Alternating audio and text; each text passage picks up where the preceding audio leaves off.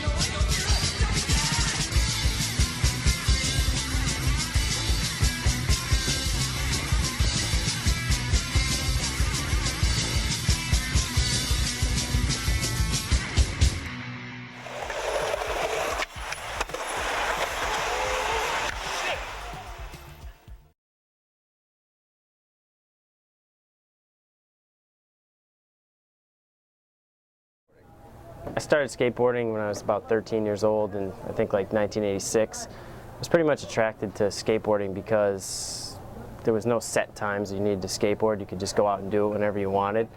I really wasn't into like team sports and didn't like the fact that you needed like 10 guys to do something, or you had to be at a practice at a certain time. I liked the fact that skateboarding was like just your expression, what you wanted to do, and that you could do it whenever you wanted and as much as you wanted, and I did it a lot. Growing up skating in the late 80s, early 90s, it was very new. It was, everything was just happening. It was just being invented. It was evolving every day. The media that was behind it was always changing as well. So the videos that were coming out were something very new at the time. And, growing up, the fashion was always changing too. And it wasn't, in the mix of the culture. It was definitely, it was underground more, and when you saw someone who had skateboarding t-shirts or a skateboarding hoodie, you knew that they were down to skateboard. You knew it was definitely somebody more connected to it than I would say today. It was cool. It was definitely like, it was a cool scene. It was different. It was the whole like anarchy against like establishment kind of thing. It wasn't like a team sport. It wasn't like, it was like your own thing, which made it cool. And back when we were kids, I mean, we would look down and look at a kid's shoes and saw that he had a pair of Vision Streetwears on and be like, well, this kid skates, and like, that was like your next best friend, you know what I mean? Like, that's how skating was back then. This is a commercial for Vision Streetwear in 1988. The style and attitude shown here is what skateboarding was about, standing against conformity and the mainstream. Between then and now, televised contests, video games, and a generalized growth in media coverage transformed the image of a skateboarder from misguided youth on wheels to professional athletes that make millions of dollars while dating lingerie models, and also creating things like this. Let me get a skateboard. Which one do you want? I don't care, they're all the same shape.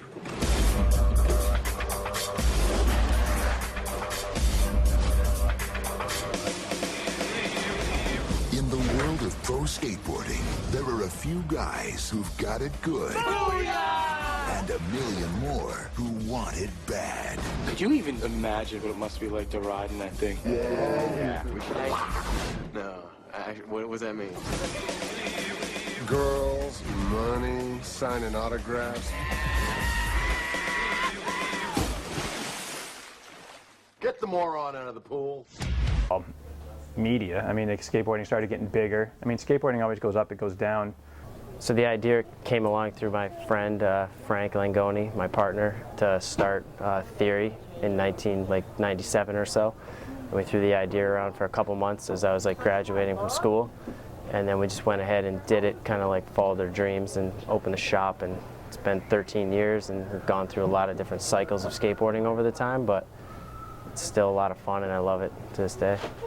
Growing up skateboarding, it was always hard to come up with money to always buy new stuff, new shoes, new decks.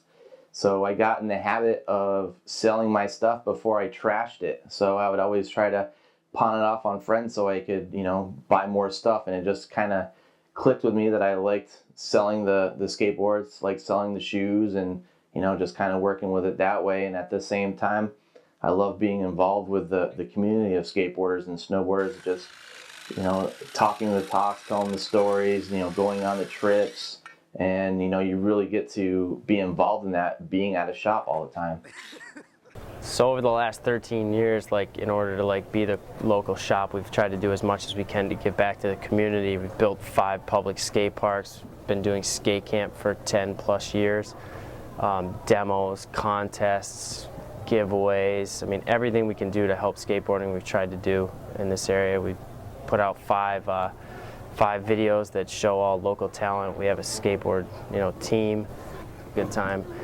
I got 2 boys that go skateboarding with them now, so that's kind of like learning it all over again through them, and getting them involved in skateboarding has been a lot of fun.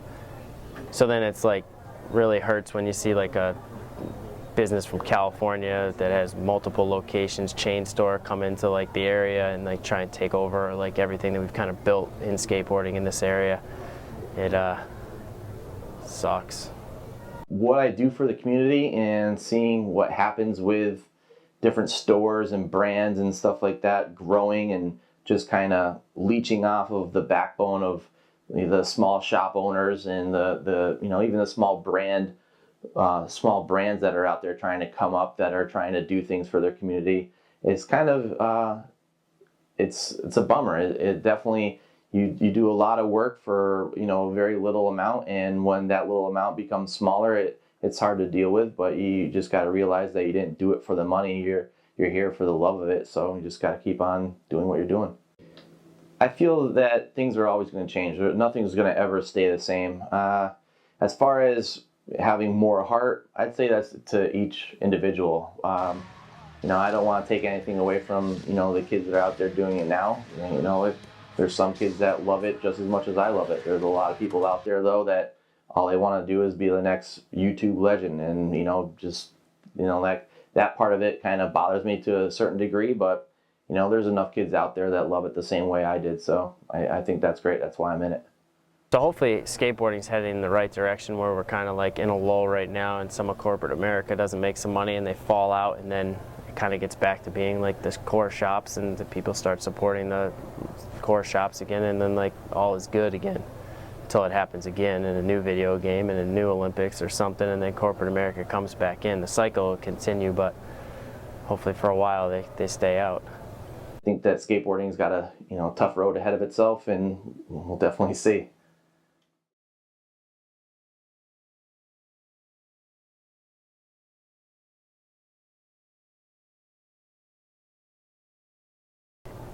Where do you think skateboarding is headed?